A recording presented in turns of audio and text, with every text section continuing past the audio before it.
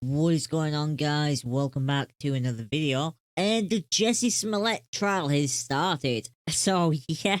And we've got our first set of witnesses, which is interesting. Jussie Smollett wanted me to fake beat him up. Baller Osundero testifies. This is according to CNN. So, yeah.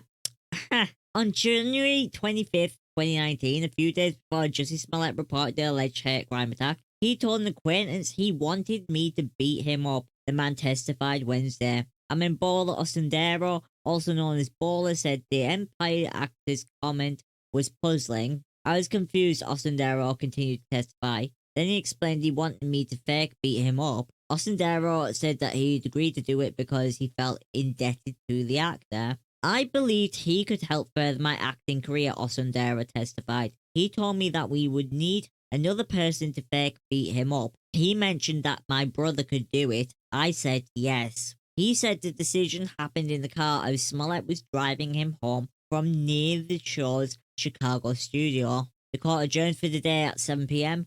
with Osundero still on the stand. He was not cross-examined by a defense attorney, but is expected that to happen Thursday morning after court resumes at 9:15 a.m. Smollett, who is black and is gay, has said two men struck him, yelled anti-gay and racist remarks, put a noose around his neck and poured bleach on him.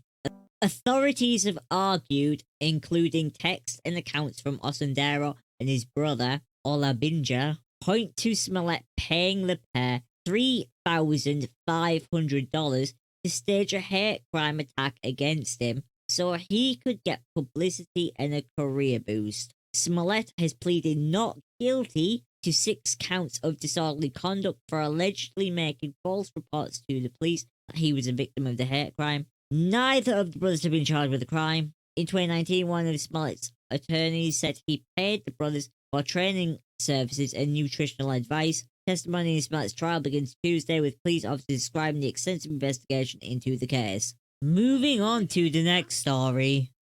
And this one is a deeply disturbing one, guys. A 14-year-old girl was shot and killed by her brother, who was making and selling guns, Georgia sheriff says. This comes by the way of CNN. So yeah, a 13-year-old boy who is manufacturing and selling so-called ghost guns has been arrested after he allegedly shot and killed his 14-year-old sister with one of his own homemade firearms, according to the Douglas County, Georgia Sheriff's Office. Obviously, this is really, really disturbing on so many levels. 2 people had come to the family's home in Douglasville, about 20 miles west of Atlanta, on November 27th, purchased a gun that the 13-year-old had made. Douglas County Sheriff Tim Pounds said in a news conference live streamed by CNN affiliate WGCL Wednesday. Instead of buying the firearm, the pair stole the gun from the 13-year-old and fled the scene, the sheriff told reporters. The boy then shot at them as they were leaving, Pounds said, but instead struck his sister,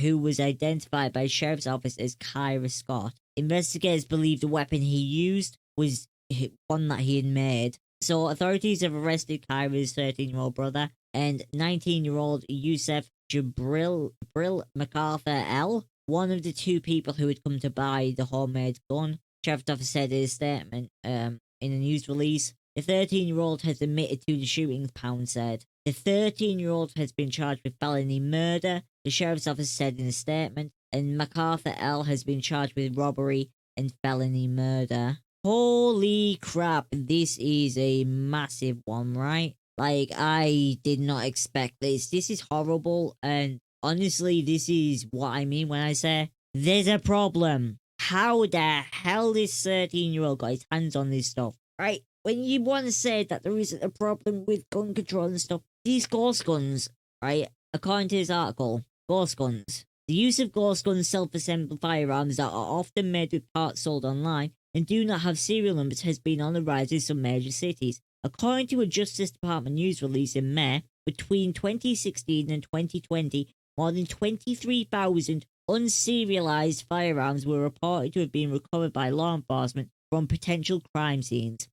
Pounds called the issue of ghost guns a super big deal, adding, "There's no serial number, you can't trace that gun. It's real critical and it's a bad thing for law enforcement all over the world," he said. "You can order everything you need to make that gun off of the internet. and make it, and it will fire. That's disturbing that that is getting through customs and import service, and that this isn't being checked. Like, what the hell? Gun parts? Whoa. Mental. A GoFundMe has been set up by Kyra's sibling to raise money for a funeral service. Describes her as the kindest little girl you would have ever met. She had the biggest heart and will always be around her family. Thank you for watching the video. Like, subscribe, and comment down below, guys.